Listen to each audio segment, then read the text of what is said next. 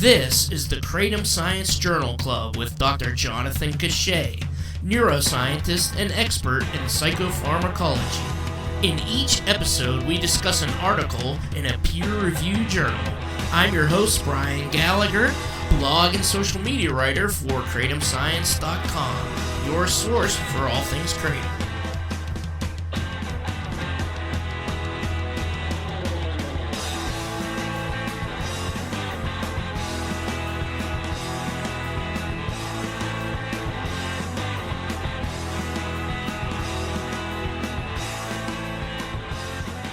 So, hey, before we get into the exact title of this paper that was chosen for this week's Journal Club, can I tell you what the impetus was for me for finding this paper? Yeah.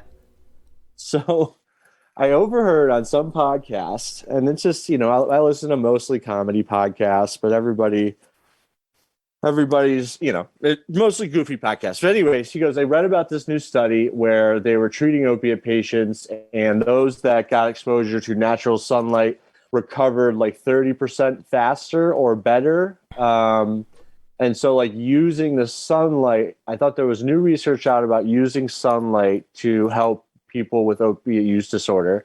There is research out there to demonstrate that with like skylights, like hospitals with skylights, usually the patients report less pain. The amount of time they have to spend in the hospital is shortened.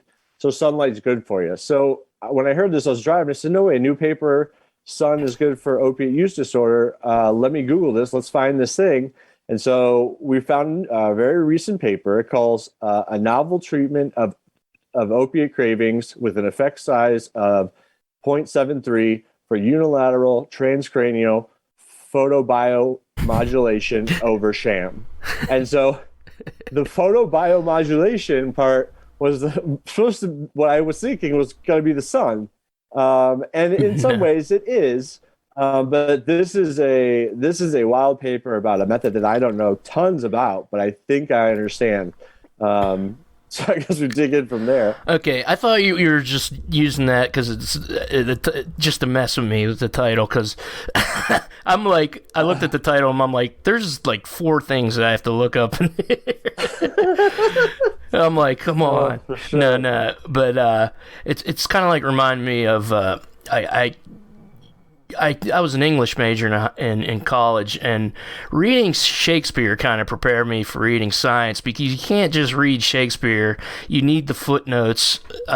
You have to take your time, read the line, then go to the footnotes, and you'll get a better experience, and you'll realize how rich the metaphor is. So reading a scientific paper is the same way. You can't just read it and be like, I don't know what that means. You got to look everything up. So photobiomodulation is a form of light therapy that utilizes light sources, including lasers, LEDs, and broadband light for the relief of pain. But they're doing opioid cravings here. That's the American Society of Laser Medicine and Surgery. But transcranial photobiomodulation is a novel form of neuromodulation based on non-retinal exposure to light. But they are doing, non-retinal, specific wavelengths. t-PBM is with near-infrared radiation, has yielded promising early results for the treatment of neuropsychiatric disorders. Low cost, good safety profile, easy to self-administer. Therefore, it has the potential to become widely accessible. This was a definition from another study. Gotcha. I was just looking it up, and so in this study, they're kind of, what are they doing exactly with the light? They're putting glasses on, and they're blocking out one eye, blocking out the other. I didn't think that is what they were doing. Oh. I think that was an example from the past. The tape safety glasses, I think, is an example of a test that like sort of supported this guy Schiffer with the dual brain psychology theory. Yeah. So like there's inserted as just like a theoretical construct of how consciousness in the mind works right in the middle of the scientific paper. Yeah. It was tough to untangle. what I had learned about transcranial photobiomodulation is essentially that these are like specifically tuned. You can think of them as like a skinny flashlight that gets placed over the skull and moved around in certain areas, specifically where problems might be had. It changes, it essentially fakes natural sunlight, so the body kicks up more production, so like more blood flow to the area, expansion and dilation of the blood vessels. And so I think this is just the first time this type of like light for opiate use disorder has been applied over the skull. You just sit there. Application of light to fuel photochemical reactions by the application of light to the patient's skin. Like this low laser light therapy, I think it comes analogous to like beauty shops when you're getting off like removing warts or stuff. But when you're doing it on your brain, you're doing it much less powerful than that, of course. It's about low laser therapy. I mean, do they have a helmet on or something? No, they have a picture of it. If you look at the Wikipedia article for low level laser therapy, it looks like what is like the handle of a lightsaber with a bulb on the other end of it that you can just touch to the exterior of the skin, and it'll either like destroy tissue that's inflammatory or like cancerous. I don't know if it works for cancer, but I know that it works in like muscle situations, inflammation, any carpal tunnel syndrome, fibromyalgia, rheumatoid arthritis. Like, so it seems to be by applying certain wavelengths directly to the skin, and now we're talking about into the brain, is a treatment that generally could be used for chronic pain disorders. Okay, cool. So they're putting it on their head, basically, in certain areas of the brain. Well, and that's the interesting part too, because this whole dual brain proposal, did you follow what they were doing when they were saying if we want the negative and the positive side? Yes. We're going to just treat the negative side? Yeah, so this is dual brain psychology. Right. And it was proposed by the guy that's Fredric Schiffer. He's a Harvard medical school, and he proposed dual brain psychology, which posits that one brain hemisphere tends to be relatively mature and healthy, while the other hemisphere may be more affected by past traumas and supports a personality that is more prone to immature and or destructive beliefs and or behaviors. Schiffer has been concerned not simply with positive or negative emotions, but with entire personalities. So he's on this study, so he basically wrote about himself in the third person there. And but it's pretty interesting. And he has a company called Mind Light LLC that was declared, I guess, in his affiliations. And they're apparently studying this to offer it as a therapy. It definitely does seem to be working. Like, I mean, if we jump, like, basically, so they're getting these patients in that are opiate users that will have opiate cravings. They gave them a number of different like tests. One of them is the opiate craving test. The lower you score on that scale, the less you're craving, and the higher you score on that scale, the more you're craving. And so they got everybody's baseline numbers of like sort of where they were before the treatment. Then some people got treatment applied to one side of it's either the left or the right side of their head. On one side of the head, you get the application, but the people who did not get the application of the photobiomodulation, they still got the same motion. There was just no light used at this time. So those were the two experimental groups. Yeah, and as far as right and left brain hemispheres, they have a little note under the psychology part. Contrary to established models that have generally associated negative emotions with the right hemisphere, several findings from WADA studies, meta-analysis of functional imaging studies, and studies of post-stroke patients indicated that negative emotions can be often less hemisphere dominant. And what they're trying to do here is, it kind of says at the end, so we have suggested that unilateral treatments to the positive hemisphere might stimulate it and further promote its dominance, thereby producing a state of greater well-being. Dual brain psychology therapy focuses on using the healthier hemisphere to assist the trouble side, like a parent with love, insight, and limits. Our innovation is to combine DBP with unilateral t-PBM to stimulate the healthy hemisphere with MIR light. So I don't know. I don't know which side is the healthy, and they talk about it in terms of positive and negative rather than left and right. And I think it suggested that it might be different in different people. I think it is. I think you're right on that. Like everyone, it doesn't necessarily have to be one side or the other, and one harbors negative emotion, the other one is positive. So you can boost the positive and try to overcome the negative, or against the negative, try to calm down the negative. But the findings in this specific results, so they did the opiate, the one that caught my eye is their first test. They did the opiate craving test. Everybody reported much lower cravings for opiates, like immediately after that test. There was a nice reduction there. Even with the sham, with the sham. Good point. Same thing as placebo, but placebo, I guess, would be applied to medication. Sham is applied to action. So they put like foil over the light. They went through the motions of doing the therapy, but they didn't actually get any therapy. So there seems to be like an immediate placebo effect because everybody said, "Oh, my cravings are down," but a week later it was different. It was different, yeah. So a week later, the control group had more craving than the treated group. Is that right? Yeah, that is right. Let me say it again real quick. That was you tossed me such a good pass, and I just fumbled it. 35% better. Results immediately after treatment. OCS improved. Opioid craving improved. That means went down significantly for both the sham and active treatments.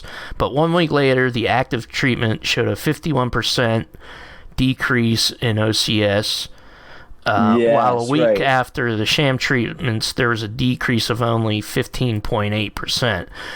So there was still a decrease in the placebos, but by less.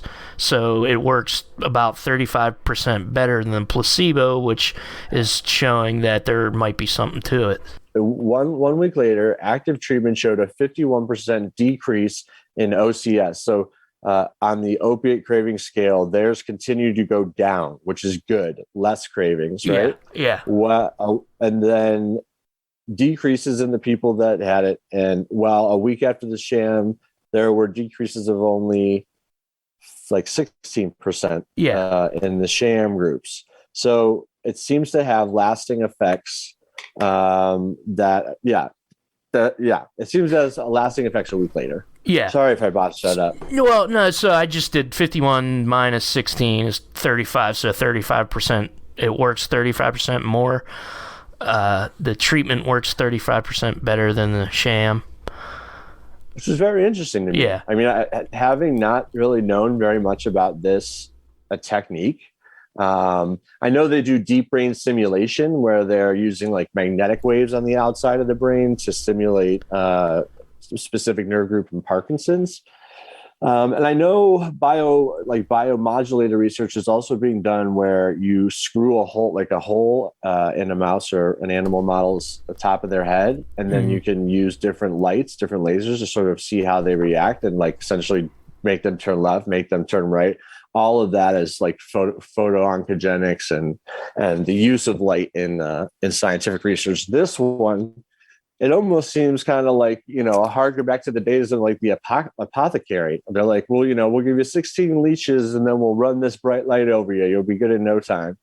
But apparently it's a good potential there. There is definitely a strong, so with the effect size of 0.73, there's definitely a strong relationship between the photobiomodulation and the extended reduction of opiate cravings based on their stats, which they also got into like very thoroughly. And I appreciated that most papers don't put effect size and this much like openness in what their statistical analysis was, but it's where it needs to be. It's written very well. And the way they get in a little bit to how it actually works with the cells, like the physical functioning of it.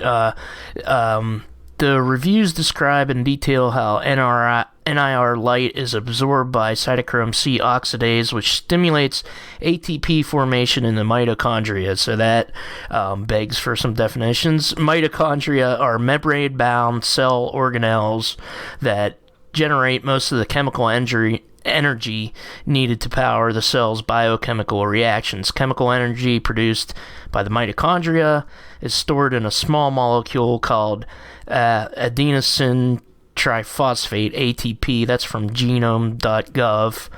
And it says t-PBM, which is the the process, also increases neurotropic factors in the brain, increases blood flow, and decreases inflammation. So that's pretty self-explanatory. Neurotropic is nervous tissue generation.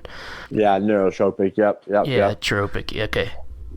So yeah, I mean, they have had some really good, it seems like, success with this. It's weird that it's not more widely known. Maybe it's just coming to us, in the Kratom world, though. Maybe there's a bunch of people out there doing this.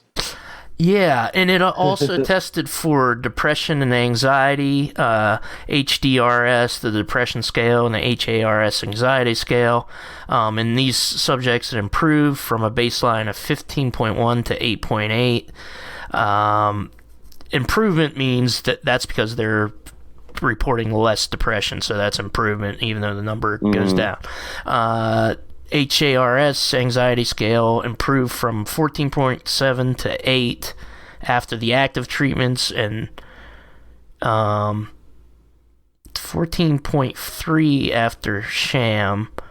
Active treatment of the positive hemisphere after the negative hemisphere significantly improved opioid craving syndrome, but there was no significant opioid craving scale. But there was no significant difference after sham treatment. So they tested anxiety, depression seemed to improve as well. Right. Yeah. Basically, a week later, the shams were where they were back to their baseline.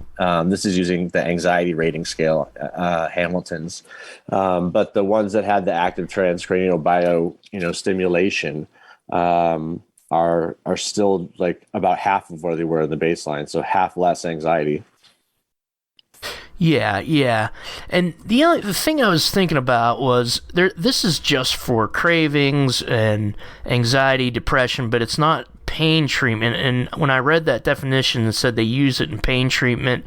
And a lot of the people who are advocating for chronic pain patients to get opioids, now that there's like a mass there's been a mass cutoff as a response to CDC guidelines and the opioid crisis. Right. They're talking about like, oh, they're using light, and because some of the people physicians for responsible opioid prescribing, who are in favor of like completely shutting down. Almost completely shutting down opioid, or like, yeah, we have these light treatments, which to them sounds like a whole lot of bullshit. But for cravings, I think it would be, it's interesting. Yeah, I think this is definitely from the focus of a treatment, like helping someone come through withdrawal. It's not necessarily targeted at changing the behavioral aspects of it. Yeah. Speaking of groups that are advocacy groups for opiate users or people with opiate use disorder, I recently started working with a group called the Fentanyl Project. Our Instagram is at the Fentanyl Project. I know fentanyl is a hard word to see you say and spell. So I got approached by a group of buddies that I went to undergrad with. Yeah. They're looking to get support and resources out to people, that could use a reassurance because of how crazy things have gotten out there, because prescriptions have been cut off and they're buying it off the streets, and it's just laced with fentanyl. The cool part of the plan is And what was different about these guys that wanted me to get involved is they were essentially like, we're going to go to where the people are. So they're going to be going out to concert venues and bars and restaurants to try to actually sit down and talk to the people who need it. Not really trying to, we're not daring them. We're just talking about harm reduction, and we know you don't want to die. So education and a community is what we're building, and we hope to push that a little bit further once things get going. It's very new, very brand new. Yeah, well, this is probably impossible, but would you think about, talking to them about Kratom? I don't know if it would even be good to, like, hand Kratom out, because that might affect any potential funding you might get, but... yeah. So I think the group that we're talking about, I think, is already pretty familiar with what Kratom is, maybe. I mean, okay. People, that were previous opiate addicts know. The point here is that, like, we recognize that drug use isn't going to stop until the individual user wants to stop. Yeah. And if you're going to use, at least be informed about what you're consuming, or do it safely. And so, with a tiny grain of rice, there's just fentanyl being in all these pressed pills out there. Buying anything out on the streets, it's almost like 1,000% chance that it's mixed with something, maybe fentanyl. And the tiniest little amount can send someone into an OD. Yeah. And so it's just, we want them to be able to inform themselves before consuming something that could be potentially very dangerous. That's great. And like, I guess you could, like, hand out pamphlets or information about what exactly, because those little green pressed pills, what they look like. And there's something I follow on Twitter. I forget what the account is, but it's like they take drugs that were on the street, they test them, and they say this was being sold as Xanax, but here's what's in it: fentanyl, blah blah blah, this, and it's pretty cool. Fentanyl, Fentanyl Project, FENTANYL. That's it. Yeah. So it's at the Fentanyl Project on Instagram. At the does in front of it. Oh, okay. Speaking of that, down the line, last time we spoke, we talked about maybe potentially getting together. I'm wondering, we're just trying to find, like, networks and hubs. I'm wondering, like, if something like this in Pittsburgh would be something that may be useful, but just a random cross through my head. But maybe we'll come back to it. Yeah. You mean the Fentanyl Project? Yeah. Yeah, like I think team on the ground. Yeah, and probably the best people maybe to reach out to about it is Prevention Point Pittsburgh. Like, they might even hand out some of your stuff or literature or whatever. They're basically the needle. They started out as a needle exchange in the 90s, and I think now they give in the 90s. Yeah, it was like two people giving out needles in a van, and now it's like they have funding, and they this guy Mike Brown I had a couple of episodes ago, he has this hotline called Never Use Alone, and he works with them in Pittsburgh. He's originally from here, but he's been in Tennessee for the past 30 years. But he works with them. He's like, yeah, they have our number up in their centers and stuff. So I think they would definitely be a good one to work with. I know, sometimes you see at festivals, there's, like, safe zones. NAPS usually sponsors, like, if people need to just come in and relax. Yeah. But just along the lines you were saying with being able to reach somebody, there's a lot of, like, sit apps now where you just download the app and you can call somebody, and 24/7 someone's going to pick up and you'll have access to someone to talk to. Yeah. So it's wild. Cool. Even from the study, there's just this funny thing I found was of the 5 patients who dropped out, 4 gave reasons that we felt and the patient reported were unrelated to the study. For example, one patient reported that he dropped out because he had to get the hell out of town.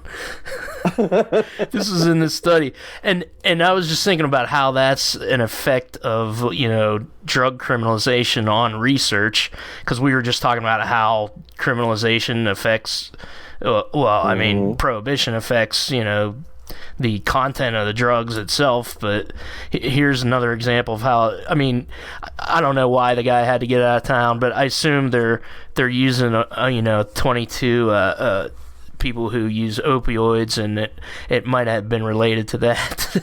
yeah, they lose people. I thought their end was all right. But yeah, it's I've actually been seeing ads in like the college local magazines around here, like the campus news, where they're looking for people to take part in a clinical trial like this, where you go there like once a week. I don't know if it's actual the TBS or something else, if it's a new pharmaceutical or something along those lines. But this is definitely an active area of research, I think. Oh, yeah, I just wanted to mention, too, he had a past successful study. His first study of t-PBM was a bilateral pilot study of 10 patients with a history of trauma, anxiety, and depression, 7 of whom have a past history of substance abuse.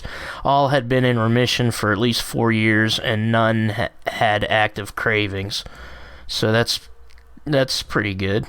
Pretty good. Yeah. Pretty good results. Not bad. Well done. I just don't want them to, use this to justify. I mean, it wouldn't justify not using opioids in pain treatment, because I just think this is like an after the fact, after you've been dependent or addicted to opioids. But yeah, I agree with you on that. But if you actually have like a serious injury that requires them, they're talking about post that, like trying to, once you're on the exit ramp. I believe. Yeah. So any updates with the cannabis museum? We were supposed to have a board of directors meeting on St. Patrick's Day, and that never happened. Shit. What was the last update I gave you? I mean, they're moving into their new building. That still happened. Yeah. If you're still, were you thinking about coming out here? Yeah. Once you're open. Oh right, yeah. So you said it'll be past 420 last time. You don't think you'll hit the 420 date? Yeah. So I'll probably know more next meeting, because we're still about a month off. But as far as I can see, when I drive by, they're moving and shaking over there. Cool. Yeah, I was just in New Orleans last week, and I wish I would have went to it, but we never got around to it. They had a pharmacy museum, which was an old pharmacy. It was actually the first. We were on a tour. We were on a ghost tour, but I've done it. Yeah. It was cool. The host was really cool. But we passed the pharmacy museum, and she said, it was the first pharmaceutical licensed to run a pharmacy in the United States, and now it's just a museum, which I wish I would have toured, because it was only $10. It was 2 floors, I just wanted to see like heroin, cocaine, and medicine bottles. I'm sure the actual substance is long gone, but and I think they probably would have had a lot of good apothecary bottles. I've heard good things about that museum, but the one at the Cannabis Museum, that's the real deal one in terms of controlled substances. So we're really stoked on, opening that up and getting that out there. It's so fascinating to see, dude. You're going to nerd out so hard. I know exactly how you feel. Yeah. That'll be cool. Yeah, the pictures are cool looking, like with the with the medical little glass bottles with a cork in it and whatnot. But thank you, Dr. John Cachet. Check him out at jcachet on social media. The Fentanyl Project is on Instagram at The Fentanyl Project. And check out CannabisMuseum.com. The music is Captain Big Wheel. The song is Moonrunner. So far, we don't advertise. We don't ask for donations, but we do ask for your support. Please share this on your social media. And like, subscribe, rate, review, comment wherever you listen to this podcast. Kratom Science Journal Club is produced by me, Brian Gallagher, for KratomScience.com. Take care.